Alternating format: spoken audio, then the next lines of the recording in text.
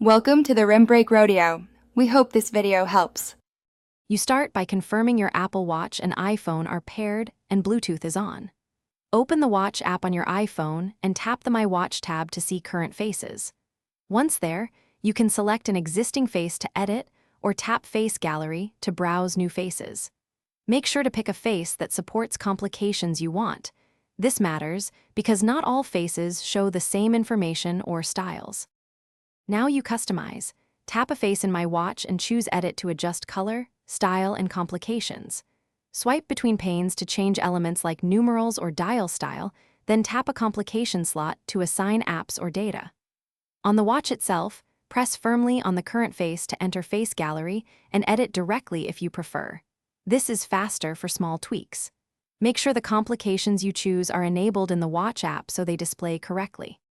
Finish by adding the face. Tap Add in Face Gallery or set edited face as current, then press and drag faces on the watch to reorder your collection. Once you apply changes, give the watch a few seconds to sync and display updates. If the face won't update or complications are missing, restart both devices and check that the app permissions allow complication data. If issues persist, unpair and repair as a last resort. This often clears stubborn sync problems. Thanks for watching. Consider subscribing if we helped you.